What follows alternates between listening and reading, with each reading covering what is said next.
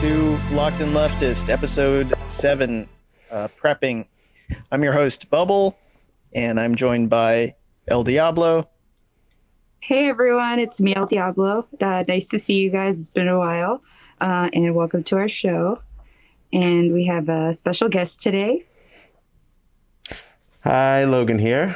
I'm usually on Postmortem Breakdown, but this topic is near and dear to my heart, so I thought I would come on and join these two lovely comrades and talk a little bit about it. So, Logan, you've had some projects before Populist Voice, right? Do you want to talk a little bit about that and also how you got into prepping? Sure. So, I have my own podcast called the Focused on Infinity podcast.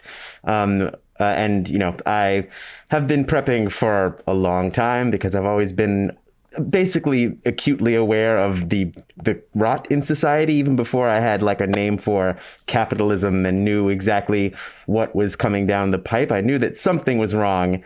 And also just my family, my family's from the South, and what we call prepping just used to be what people did, Right. It's like if you live somewhere in a rural area or whatever where you don't know, and also you know to take care of yourself, to take care of your family, you have a pantry full of stuff, et cetera, et cetera. So, and in cities, we don't really do that so much. And I was like, why not? That seems ludicrous. So I then took it upon myself to not only, do it, but figure out how to adapt it for where I live and for my personal conditions, which is basically what you got to do, because there's no one size fits all to anything, especially in terms of just being prepared. Yeah, absolutely.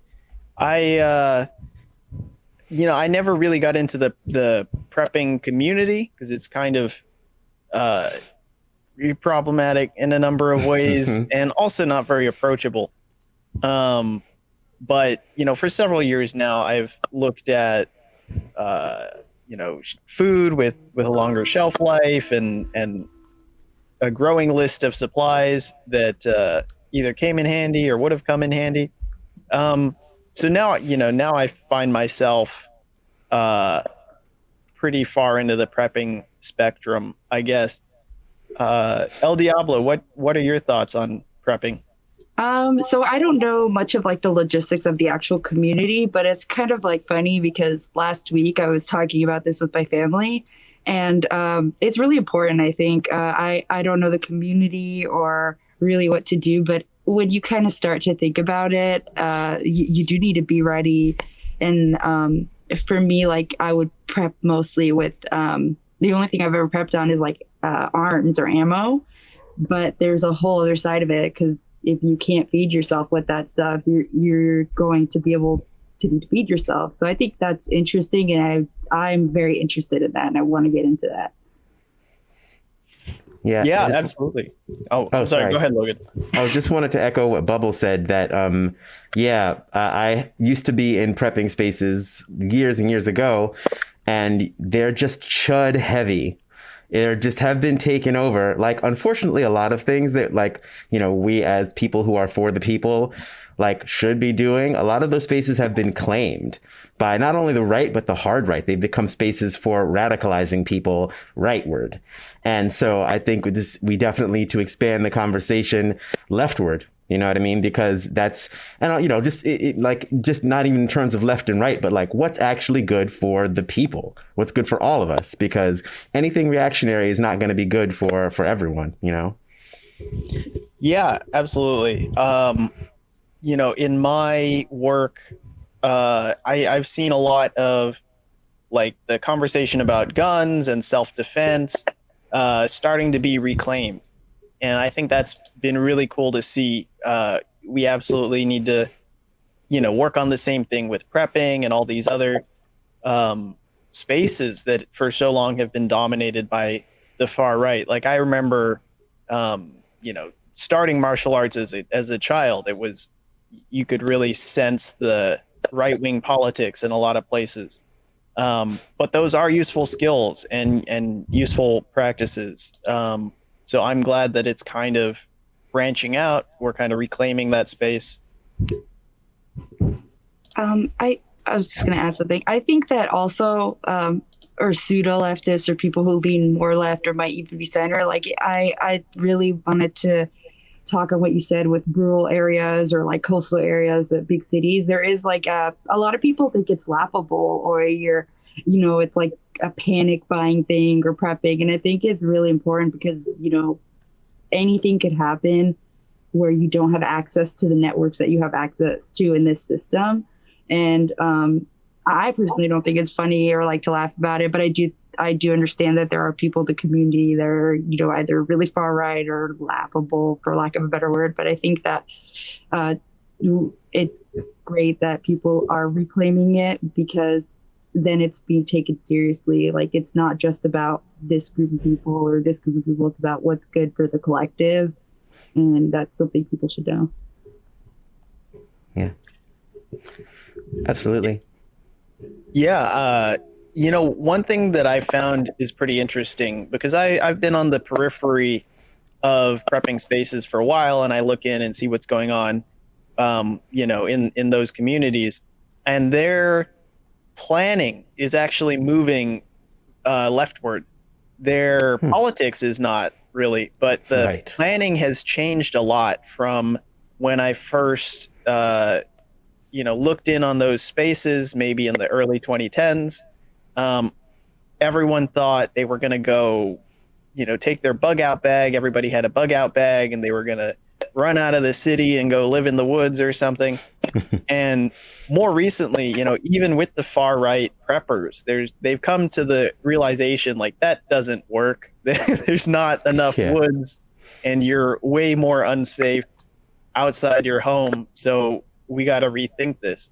And the rethinking is happening at the same time that leftists are increasingly getting into prepping. And I think that's pretty interesting, because like real effective prepping is different from that, like, I'm going to go live in the woods or a bunker kind of mentality. And kind of everyone across America, from what I've seen, is starting to realize that real prepping is preparing with your community, preparing, with your circle to support each other, and to build skills, and all of those leftist tactics.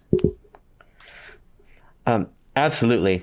Totally want to echo that, because one of the reasons that prepping was viewed as silly is because, two reasons. One, you have shows like Doomsday Preppers, where the people they were focused on, they focused more on what the people thought was going to happen to make them sound silly.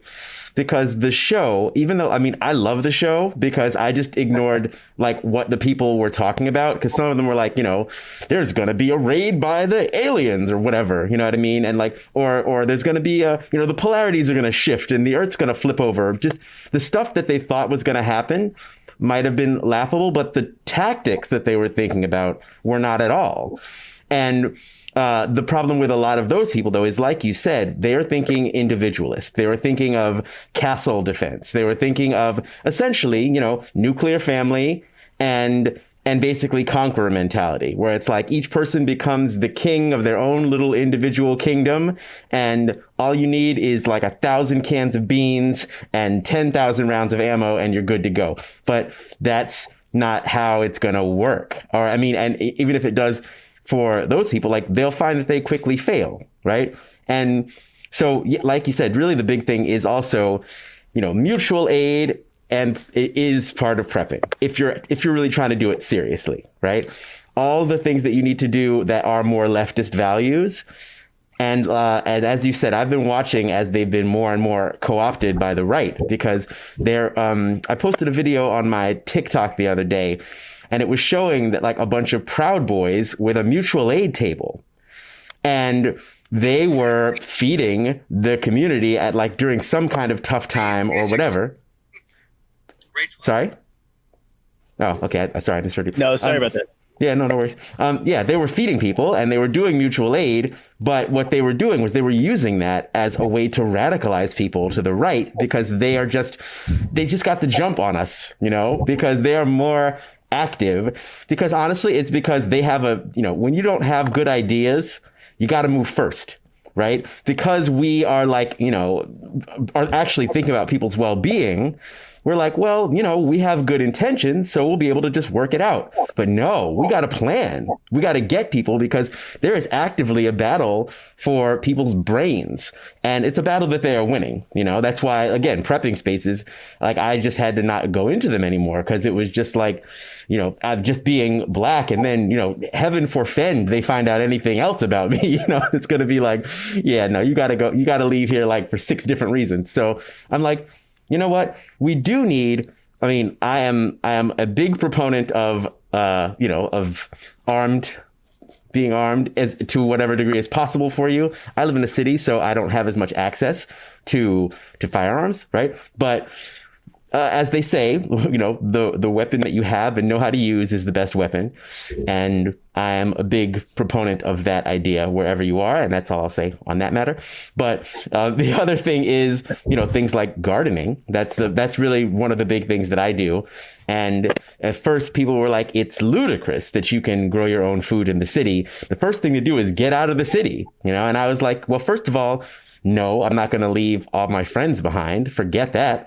And Right. Second of all, I would rather get, I'd rather be in the city in a Mad Max situation where there's marauders, but they're just trying to like take my stuff, rather than getting caught somewhere in a rural zone where there's a bunch of people established that have been prepping for years and they don't like folks like me, So that scares me much more than somebody that just wants my stuff. I'll deal with that. I'll deal with that all day. Good luck to you. You know what I mean? But like, if I'm out of area, basically, and also, you never want to be new somewhere in a crisis situation. I think that's the thing that people, and even people thinking like, oh yeah, I got to get out of the US, whatever. And I'm like, okay, well, do you want to be a new immigrant or a refugee during a time of crisis? I don't think you do. So this also it's a larger and more, it's a holistic conversation about everything that needs to be done in order to keep ourselves safe in the times of upheaval that are, and make no mistake, they're coming. They're almost here, and we've talked about on other shows, just like the number of different obvious bellwethers, that like, that it's coming. The collapse is in progress right now. So we would do our best to be prepared for that. Sorry for going on. No, that was fantastic. I want to echo a couple things that you said. One is about the Proud Boys and groups like that doing mutual aid to win hearts and minds. That's absolutely a threat. I've also seen similar groups forming communes recently, all moving to the same area. These are powerful tactics. That's why we use them. That's why people like us have used them for a long time. And it is very dangerous that the right is going out and winning people over using those tactics. And I think it behooves us to redouble our efforts to prepare our communities. And I also wanted to echo what you said about moving out of the city. For a lot of people like us, that's not a very good idea. We are more protected within our familiar urban communities than, out in the country somewhere.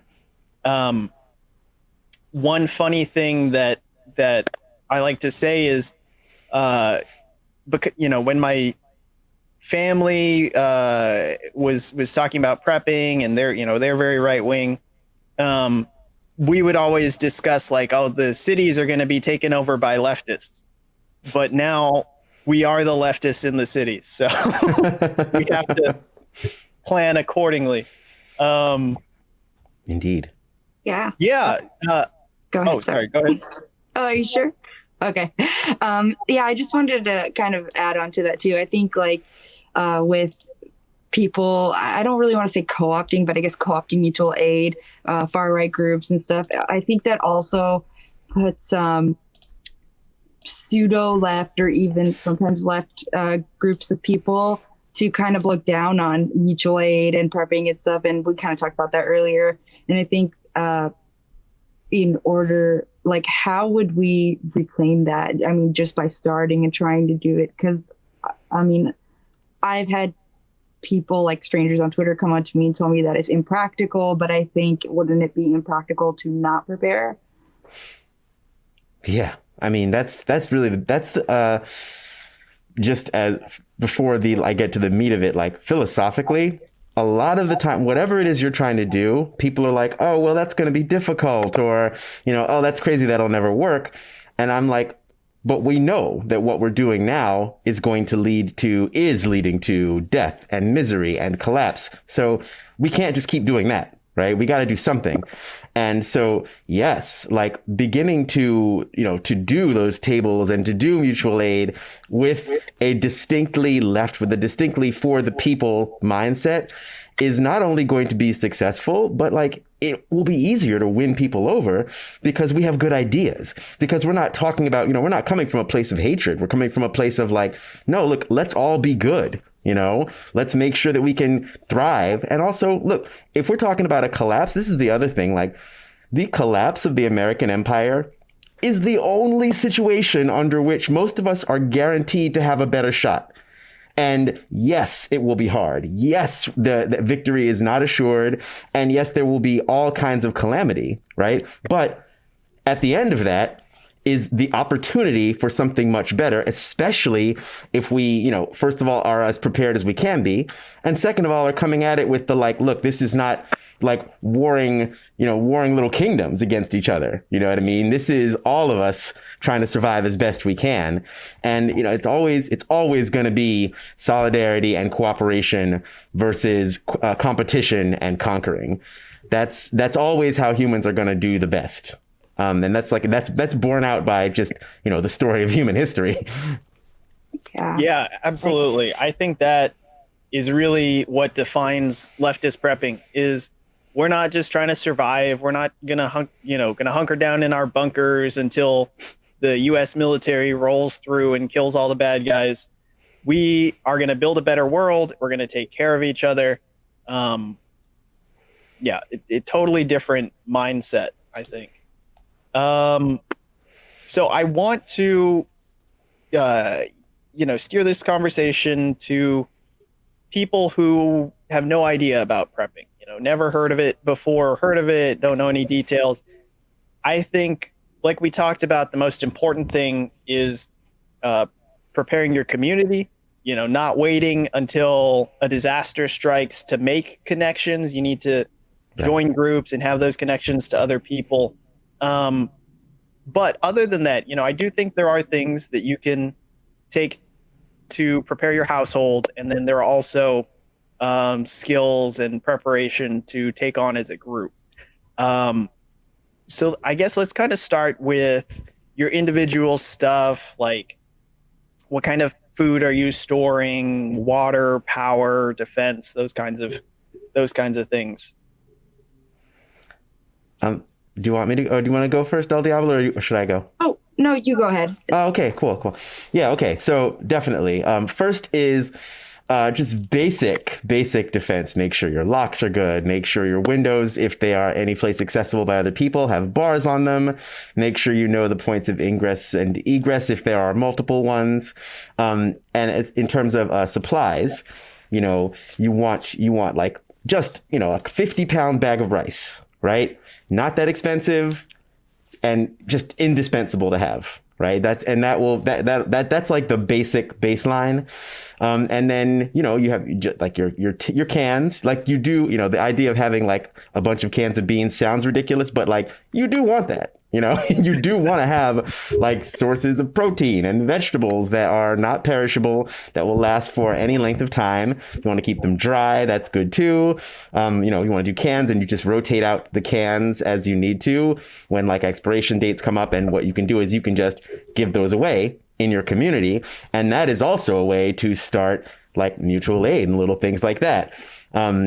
Also in terms of home defense, for reasons I will not say that much about it, but I will say, do everything you can to make sure that in the event that you have to go out in adverse circumstances or someone is trying to get in adverse circumstances, that they will be dissuaded.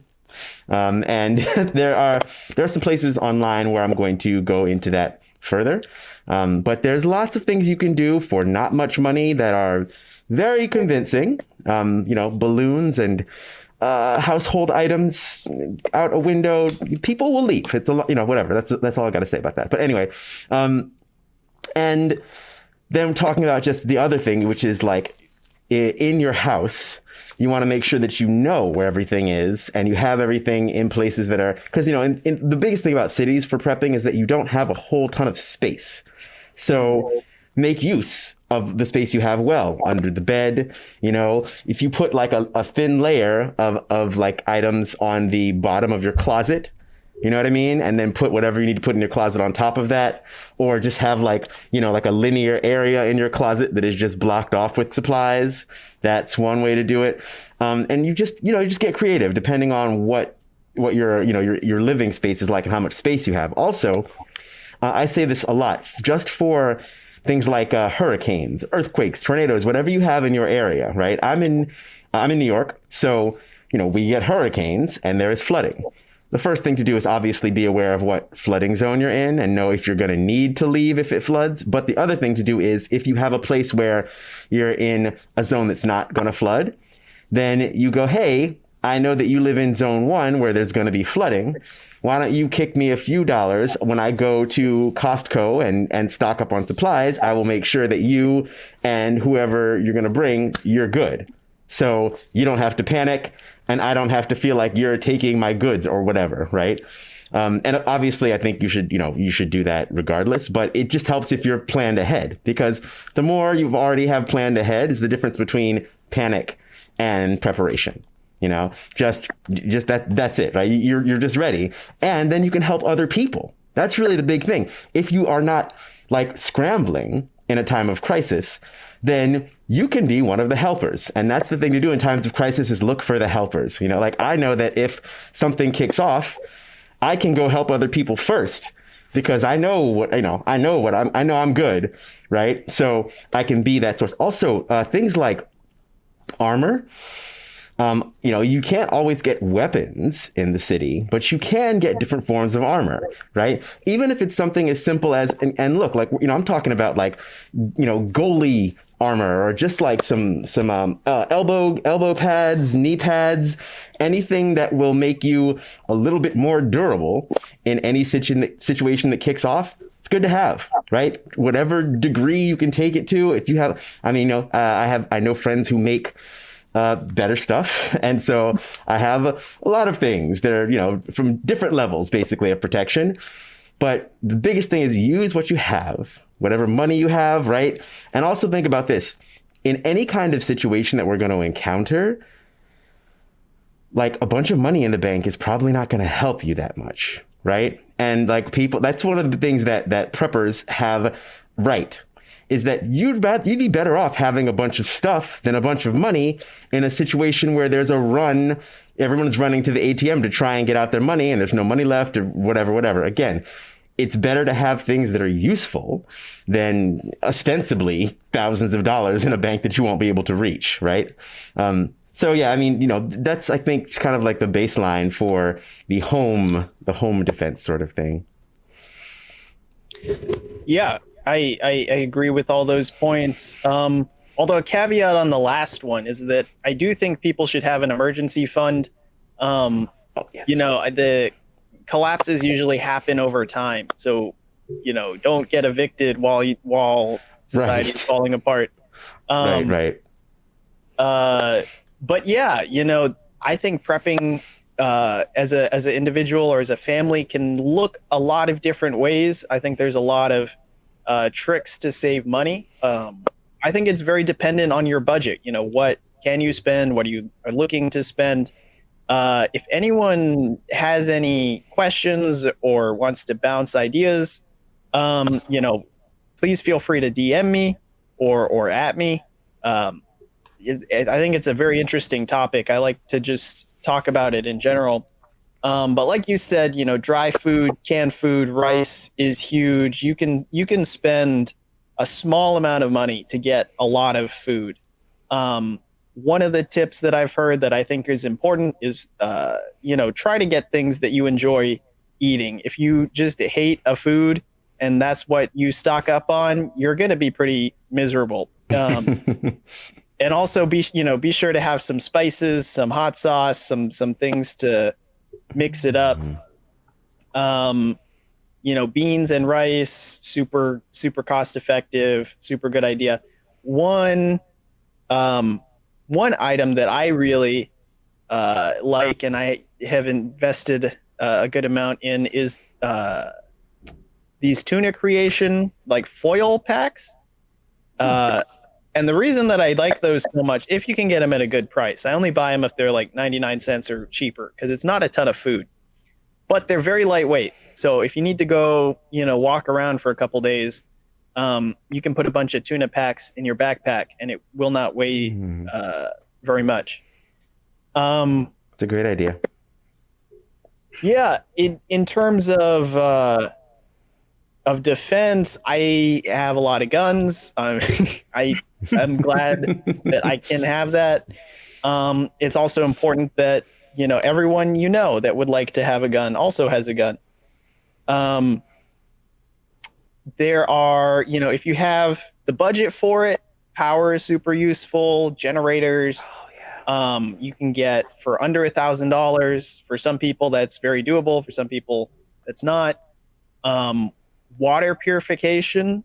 There's a lot of life straws and life straw like products. Yeah. That's a super good thing to have. I have the Sawyer straws, which filter a bit more water than the life straw, but life straws are fantastic. You don't want to get sick from dirty water. That's like the number one cause of death in a breakdown of infrastructure. Good call. Yeah, just looking at what you can put aside, and like you said, where to store it. It's good to have bins and shelves and making the most of your space. But it's good to get started. So if anyone has any questions, I'd love to answer them. Yeah, same here. Yeah. I wanted to add something to that, if that's okay. Everything you all said was amazing, and I think it's really important for, like, I don't know if anyone's been backpacking or camping. They have like dehydrated meals that expire like 50 years later. Like if you really needed that. And I thought that was really interesting. Foods like honey take a long time to go bad, almost never goes bad. I think honey is the one food that never goes bad. Yeah. And that's really useful. You need sweetener, or you could just eat it on toast if you had access to toast, or, and for me, like I'm a cis woman, so I get, I need menstrual products. I think stocking up on that for a bunch of people is important too, or finding alternatives. Like, I don't want to go much too into it, but like Diva cups or stuff, because that stuff is going to be needed, and we're so used to how we do it now, but we could find alternatives for that. And I think one of the most important things that pops in my head, like when you're not fully able, or you rely on medication like I do for physical pain, that's gonna hinder you a lot. And you can always look at, I think it was botany books, and that's kind of why I brought it up, is because you can find medication or things with medicinal properties if you don't have anything in plants, in foods and anything, with the water source nearby, and teaching people skills. I have very minute skills, but I know how to do things in harm reduction with overdoses and stuff. That teaching people that will really help.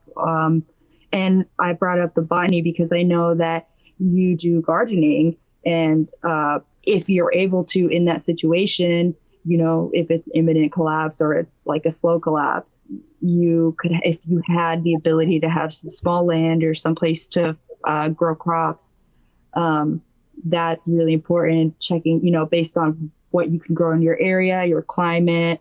I'm not that informed on that, but I know a little bit because I have a small garden. But doing that would really help you have fresh food, which is it's if you have rice and beans for a long time, I mean, it's necessary to have all the vitamins that are in those foods. And I wanted to ask you real quick, if we have time, for the sorry, brain farted, about your garden. Yeah.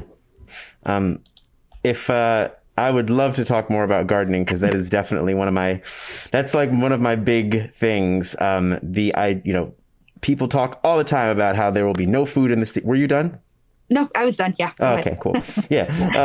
I accidentally brought this up too early, but and someone was like, preppers don't usually share their plans. And then someone else, this comment that I just showed you, preppers should share their plans with neighbors and community. Now, obviously, you don't want to give away the whole game. You know what I mean? Don't tell I'm not telling you half of what, my personal situation is, right? But I want to tell you enough that you can get started and, et cetera, because we want people to get the idea, and we want to educate. We can't just keep everything, close to the vest because we're afraid somebody's going to, that's not what we're about, right? But anyway, back to gardening. This is my garden situation. This is the beginning of the season. And as you can see, it is not in ground. It is all in mostly repurposed 5-gallon buckets and fabric cloth bags that are not that expensive. And, I'm using like milk crates that I picked up from all around everywhere, and just, flower pots that people either gave me or I found or whatever. And I grow enough food I think there's like 66 planters in total.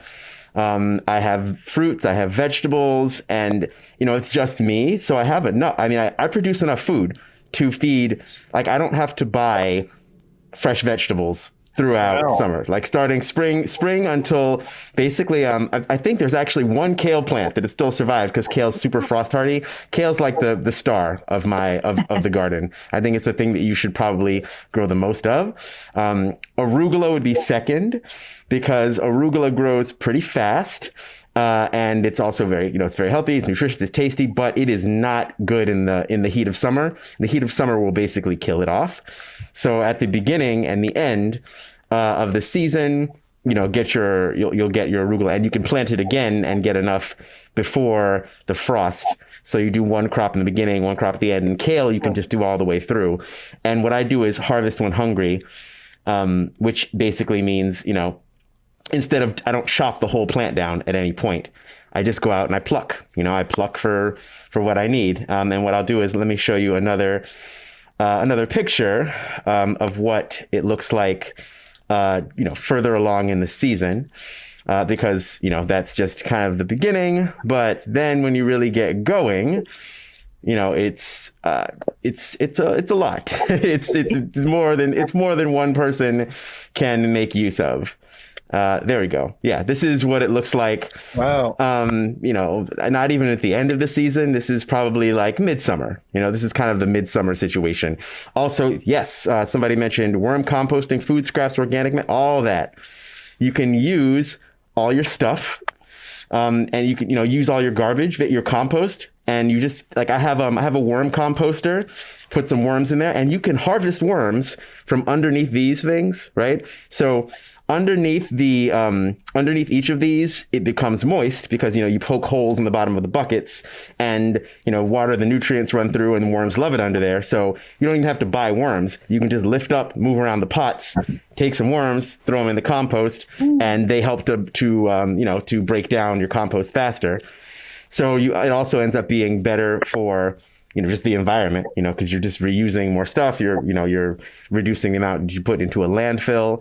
And yeah, there's a wide variety. I've got plants. Obviously I've got plants. I've got herbs, I've got vegetables, I've got fruits. I've even got like witching herbs. Now, most soil in the city is polluted, sure. But A, there are ways to do soil remediation that are relatively inexpensive. B, if you have a little bit of money, you can just buy some soil and mix it in with existing soil.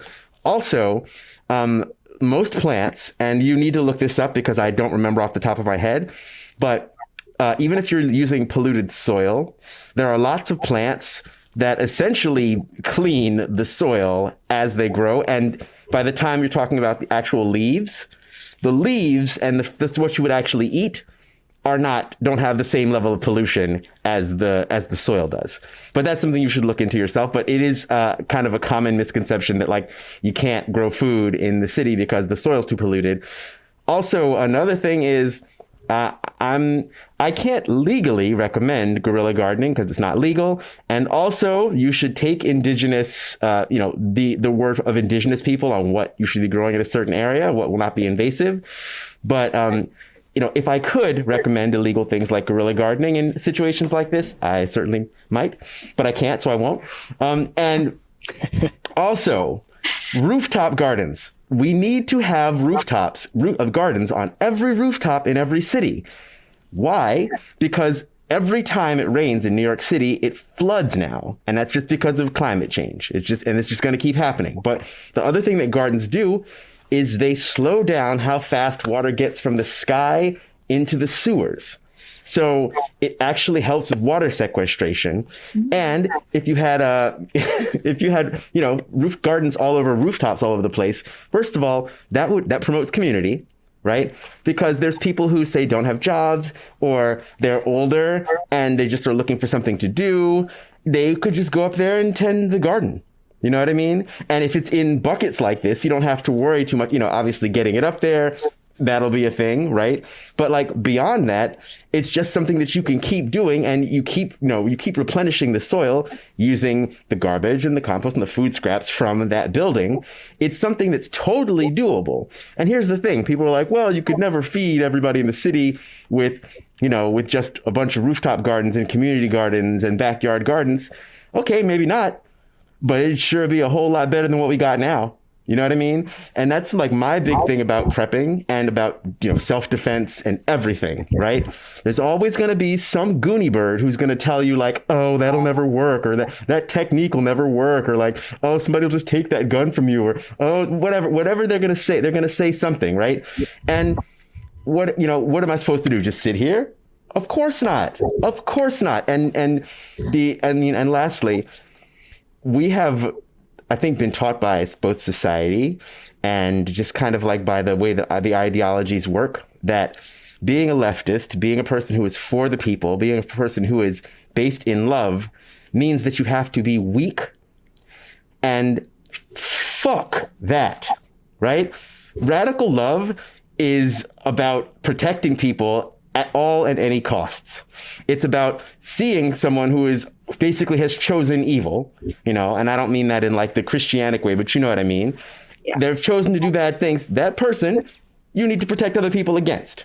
And you need to not feel one way or the other about it, because you are there with a mission to do good. And there's lots of people that like to do, like, oh, well, everybody thinks they're doing the right thing. Fuck that. No, they do not. That is not true. That's just not true. Some people know they're fucking doing wrong. You know what I mean? And so we need more people on our side who have, the heart and the radical fervor and the strength to be like, look, I'm learning to make my body strong. I'm learning to make my community strong so that we can use, we need weapons, right? And weapons are physical, they are mental, they are emotional, but strength needs to be reassociated with true populism, with true for the people action.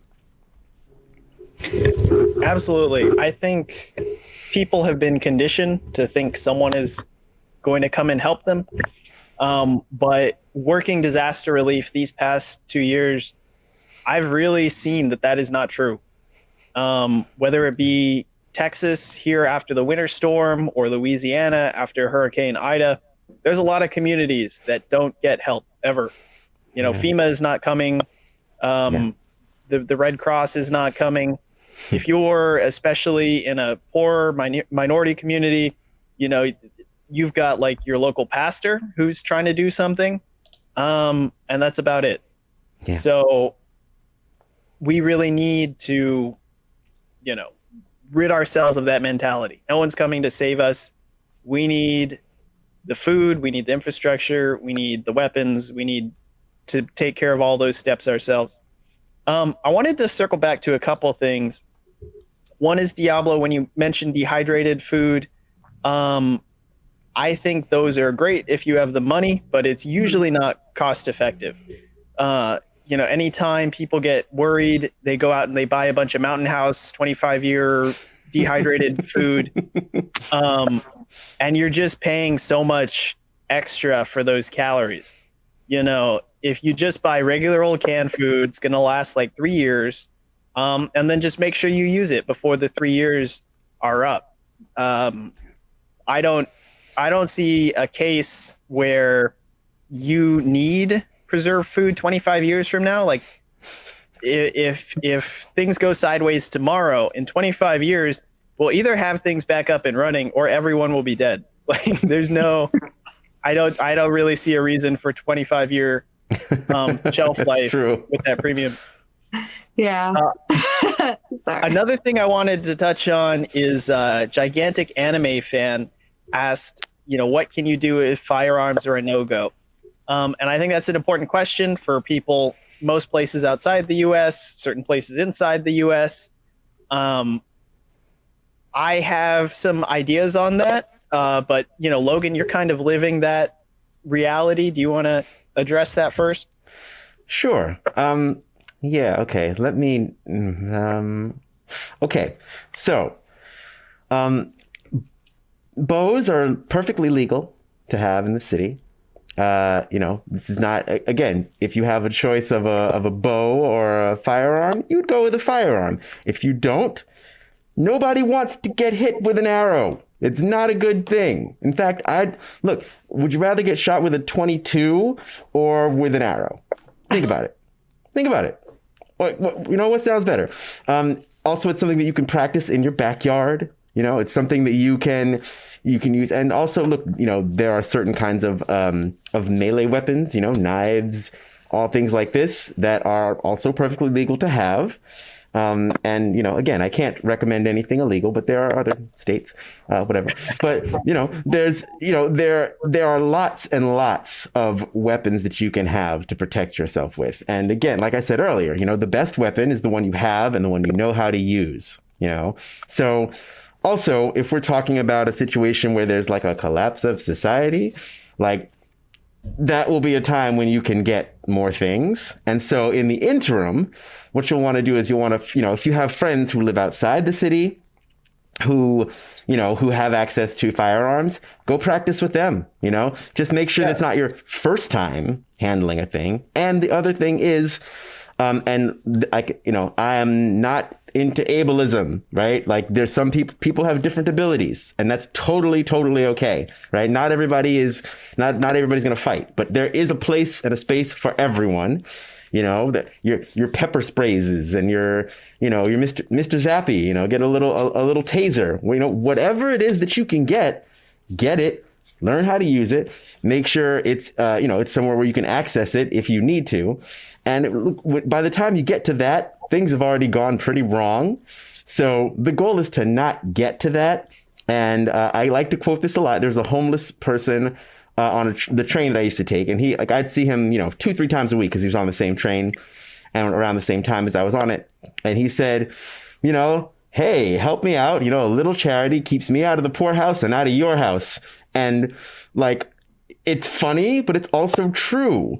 The better you do in preparing yourself and your neighbors and your friends, the less likely that they will come for what you have. You know what I mean? It's the most selfish thing you can do is look out for other people. Straight up. Because you will be better off when you are surrounded by people who are better off. And that is the one thing that this country is so freaking bad at, is understanding that, right? You wouldn't have to worry about people coming to take your stuff if you just gave them a little bit more stuff, not even that much, without getting too far into American politics. Like FDR maybe was the best American president, but he was a capitalist. He saved capitalism by giving people more stuff. He was like, look, they're restive, they are angry, and I'm a rich person, and I want to save my family, my rich friends. And the way that we do that is by giving them a little bit more. Give them a new deal, give them some jobs, give them some houses. Don't change the power structure. We don't have to change the way power works. You know, he didn't change anything fundamental about America. He just gave people enough that they were fine. So people viewed the 50s and the 60s as these big eras of prosperity, right? Even though that it was getting worse and worse for some segments of the population, right? Because he just gave a little. And that's the same thing. If you can give a little, give a little. If you can give a lot, give a lot. But all in all, the better off people around you are, the better off you will be. And that includes information, that includes food, that includes training, and if you have people on your block who, just make a friend on your, so I have a few garden friends on my block, the people that also garden. And whenever garden season comes in, we just trade plants. We don't really talk otherwise. We say hello, we're friendly, whatever. They don't got to be your best friends, right? But you develop this kind of relationship and it's in place. So if time comes when it really, really needs to happen, I'm going to go, hey, the trucks have stopped coming. I got a seed bank, and if you grow a bunch of tomatoes, I'll grow a bunch of kale, and, we got a salad, you know what I mean? And just, it's right there ready to go. So, all of that. And self-defense is not just weapons, right? Making sure people around you are fed is also self-defense. And obviously, martial arts training, if you have access to it and the physical ability to do it, then by all means. Yeah, absolutely. The greatest defense is having friends. It kind of reminds me of a lesson from the George Floyd uprisings is we had guns pulled on us several times. We just all stood together as a group and nobody got shot. Nice. Having people have your back, even if they don't have weapons, that's a really powerful thing. In terms of weapons you can get in the cities, I have a lot of different ideas about this. I've looked into it from a few different angles. I think probably the first go-to is pepper spray. You can get a pepper spray for like $10, sometimes less. Very useful. Legal pretty much everywhere. There's bows, there's sticks. Sticks are really good weapons. Knives. There's also, and you want to look into your local laws and really figure out where the loopholes are. But there's a lot of places where you can have black powder guns. So there's a whole line of gun companies that make guns that aren't technically guns. Like the 1851 Navy revolver. So you have 6 shots, not technically not a gun in a lot of states. So That's there's awesome. So there's black powder guns, there's air guns, like a BB gun. There are hunting grade BB guns, basically high power air guns. They go up to 50 caliber. There's 357 air guns, there's 50 caliber air guns. So there's a lot of things to look into and find out, what you can have, what you have the budget for, what you're interested in having. Tasers are good. The tasers that shoot are better. Those are pretty expensive. But training, like you said, training is also really key. Train with your friends, get some friends together, find a friend who knows enough to teach, or, just watch things on YouTube and try them out. Any training is better than no training. And, know your weapons, practice different things with your friends, even if it's just honestly, moving as a group, watching each other's back, that can be super useful. I want to address something that Bill said in the comments about how bad cities are. I think if you're a leftist or even just a populist, you got to kind of change that thinking. And I think that thinking is drilled into us by American culture, by American education. Fear the cities, the crime, all the people. The people are the greatest resource. Yes. You need people to do things. You need people to grow food. You need people to protect each other and watch our backs. You need people for everything. Cities have the most people, and therefore cities are the best place to prepare, to prep, if you're any kind of leftist or populist, I think. And, people in rural areas, they do great work too. They have their communities, but if you are a person who lives in a city, this is where the people are. This is where you teach each other skills, you train each other, you organize each other, and that's really, the key to all of this. Could I also respond to that? Yeah, absolutely.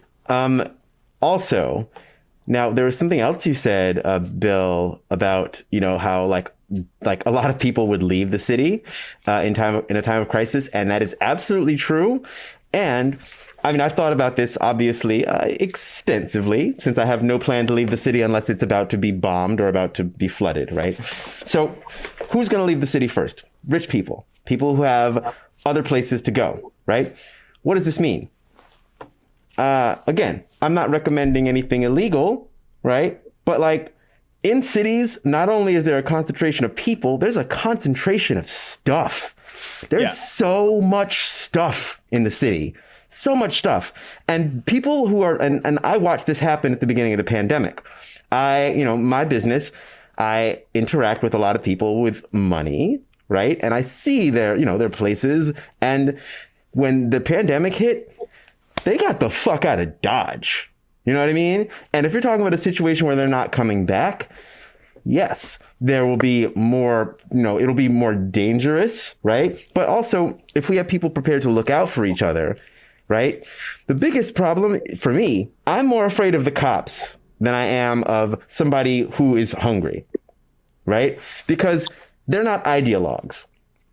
And ideologues are dangerous. But people who are hungry, you tell them how to get food, especially for the long term, you may have just made an ally, a permanent ally, right? So the other thing is that, yes, the transition time between what we have now and what we have then will be dangerous, right? But A, as you said, a lot of people will leave. B, there will be time to acquire and allocate and figure shit out among, with resources. And then all we really need is a stopgap, right? We need enough stuff and enough knowledge and enough just like, hold on before everybody freaks out, right? To get other stuff running, to get those gardens built, to figure out other ways to get food, to just basically figure out what we're going to do. What are we going to do about power? Also, on one of my recent podcasts with this guy named Trash Robot, talks about how you can build little power stations with not that much money and basically an internet that works off Raspberry Pis interconnected with each other, right? So there's solutions for everything. And a lot of it, like Bubble said, a lot of it is just that we're taught to be afraid of cities and because we're taught to be afraid of each other. We're taught to be, you count on the police, you count on the state to take care of you. And that ain't never the way it is. And it's never the way that it's going to be. Right. So, yes, it will be difficult, but I just urge people to not automatically have the knee jerk response of like, we got to get out of the city, because first of all, some people can't. And if all of us with good hearts and a little bit of ability leave, then we will be leaving the most vulnerable people, the very young, the very old, the very poor, etc., to the devices of the marauders. That's a whole thing. And just to Oh, no. Right. And again, yes, without jobs, there is definitely no reason for a lot of people to stay. But where there are people, there will always be jobs.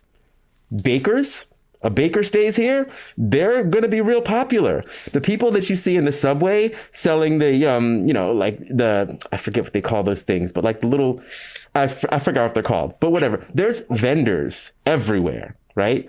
The vendors will be, vendors, bakers, people who make food, basically anyone that does something that can either build something or bake something or cook something. They're going to be super popular. There are still going to be jobs. They're just not going to be, coding. You know what I mean? It's not going to be the nonsense jobs we have. It's going to be real jobs doing real things for real people. So it definitely will mean a lot of people leave, but things, a city is not a bad place to be inherently, is all I'm saying, and again, if you have the option to be someplace that's already set up and your community in a rural or suburban area, great.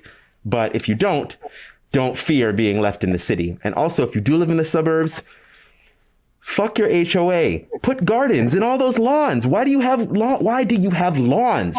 Grow some food, put some seeds in the ground. Seriously. Yeah, And I mean, I agree. In the long term, people will spread out more, but like you said, we got to survive long enough to get there. yeah, And in the short term, there's all this stuff in the cities, like you said, that we will need. When the winter storm hit us here in Dallas, we were moving hundreds of thousands of bottles of water a day to keep people supplied because a lot of people did not have clean water. And we used, big moving trucks to do that. We used a couple 18 wheelers, some U-Hauls. You need that stuff in the interim.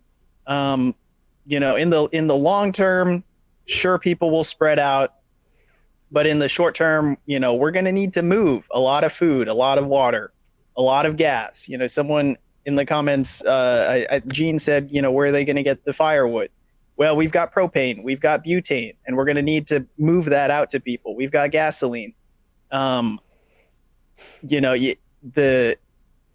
The scenario where everyone who isn't fully prepped and isn't ready to survive for several years just dies, that is a nightmare scenario. That is a worst case scenario, and we're gonna do everything in our power not to let that happen. And to not let that happen, you have to have the resources from the cities. Yeah. I just wanted to add something real quick, kind of with what Logan said about the most vulnerable people, like after rich people leave the cities. And I think that you've kind of already talked about engineers and bakers. And I think there's lots of clinicians, doctors, major hospitals in big cities and just cities in the country. And let's be honest, most of the US has horrible transportation. The cities are the places that have any. So there would be easier ways to kind of network and work through that way and helping people with medical needs or teaching people medical needs and having supplies like medication, painkillers, saline, all that kinds of stuff. And when people eventually do kind of branch out after the beginning of chaos, or for lack of a better word, it would be good to kind of be in that area where there's so many people who know these skills that you can learn and you can trade with each other. Like, okay, I know how to do stitches. Oh, okay, I know how to cultivate and make bread from whatever it's called. Why can't I remember? Like from wheat, like using wheat and making bread. And that way you'd be able to kind of trade these skills and then be able to go branch out and teach other people those things and learn from them. Yeah, absolutely. The more skills you have in your group, I mean, the more ahead of the game you are. Like a ton of different people can apply their knowledge very usefully. Like someone I know is a chemist, they can synthesize insulin. Yes. Which, a ton of people need that. That's going to be super important. Another person I know works on like the city water mains. It's like, well, if we can have running water, that would be fantastic. So anyone who knows how that system works, that's great. Once you get away from your individual prepping, which can be very useful, you get into the really important stuff, which is your group prepping for defense, for infrastructure, for all these different things. And that's really the key, which even right-wing preppers have figured out recently, is you need a lot of different people. You need a lot of different skills. Yeah. Totally backing that up. And also just to respond to a couple of the comments briefly, I think we forget that, and again, this comes from a conversation I had with Trash Robot, but the people working at the electric company and the water company, like, not all of them are going to want to leave. They're going to want to stay. And all we got to do is make sure they eat. That's basically it. It's like people do things for money and capitalism because they have to. But like, if they enjoy being an engineer, a scientist, a physicist, right? Most of those jobs have been captured by the state in some way. Freed of the state in a high crisis situation, a lot of people would still want to do those jobs. So our job would be just to like make sure those people were safe and make sure those people were fed. And then we could keep a lot of the stuff we have, because remember, the state didn't build a goddamn thing. We built everything. The people do all the work. And really what the state is doing is standing in the way of us giving each other the things we need and doing the things that we would prefer to be doing in the first place. You know what I mean? Yeah, I mean, definitely. But same thing goes for manufacturing. There's a lot of things, but and there's enough, like, we don't need to mine another thing, because there's enough minerals out of the ground. There's enough stuff. And again, like, I was here during Hurricane Sandy, and there was no power. It was just nothing. And the way people thought it was going to be bedlam, like, and even I was scared too. But you know what? There was people just standing on the street directing traffic, because there was no traffic lights. And then like cars would go through and like hand those people a bottle of water.